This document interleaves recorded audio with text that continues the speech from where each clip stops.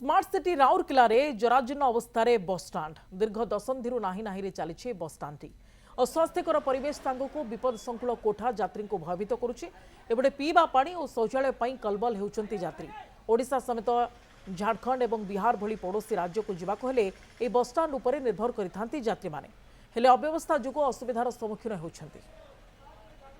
यही bus stand रो केवल ओडिशा नुहे झारखंड एवं बिहार भली राज्य को मध्य अनेक यात्री जीवा आसवा किंतु प्रकृति रे वर्तमान नाही नाही रे गोटे प्रकार ए बस स्टैंड चली तेज बस स्टैंड रो किभली भाव वर्तमान स्थिति अच्छी सेने की आगे टिके आलोचना करबा हम सहित गोटे यात्री अछंती।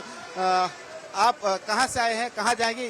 बस स्टैंड का हालत कैसा है? नहीं, हालत तो बिल्कुल ठीक नहीं है, साफ सुथरा नहीं है और डास्टबिन में लेट्रिन बाथरूम भी नहीं है। स्मार्ट तो कुछ भी नहीं है, मुझे दिखाई नहीं दे रहा है। पानी का सुविधा नहीं है, कुछ भी नहीं है। कितना दिक्कत होगा एक आदमी को, दूर से आते हैं तो बहुत दिक्कत होगा। लेट्रिन बाथरूम की सुविधा नहीं है और पानी का सुविधा नहीं है, दिक्कत तो होगा। स्मार्ट सिटी जैसा लग? नहीं नहीं नहीं नहीं। आज झारसुगुड़ा कोर्ट रे केस थिला, मु बस रे आसी पहुंचली। एटी पीवा पानी रे कोनोसी व्यवस्था नाही। एटी साधारण लोक जे कि हमर झारखंड कहतु कि छत्तीसगढ़ कहतु सबु आड़ को एटू प्रतिदिन हजार हजार बस जाऊँगी अर्थात जो यात्री आसवे यात्री मानक पई एटी कोनोसी प्रकार सुविधा नहीं।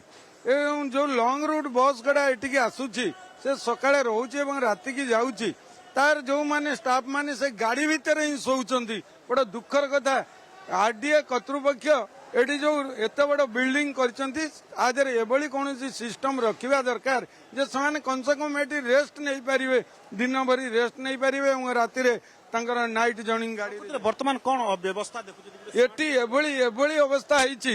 ये जो स्मार्ट सिटी परिवर्तित जो स्मार्ट सिटी ओडिशार द्वितीय स्मार्ट सिटी ये एभली अवस्था है अति ये जो बस स्टैंड एभली अवस्था है जहाद्वारा कि दुर्गंधरे फाटी पड़ुची, पाखे पीवा पानी व्यवस्था नहीं, यात्री मानकर कौन प्रकार एटी सुविधा नहीं।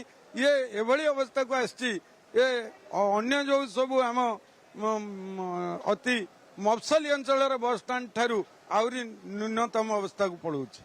निश्चित भाव आप शुणी पारे कि भाव में वर्तमान गोटे बेहाल अवस्था ए बस स्टाण्ड टी पड़ी रही एवं एनिकी पूर्व सरकार मध्य घोषणा करथिले जे बस स्टाण्ड रूपांतरित हबो एवं एई सरकार मध्य घोषणा करछंती जे एई बस स्टाण्ड टी नुआ रूप पाइबो। तेबे राउरकेलावासी अपेक्षा करछंती केबे एई बस स्टाण्ड रो चित्र बदलिबो। राउरकेला पर्सन गौतम मैती चिन्मय मिश्र, कनक न्यूज।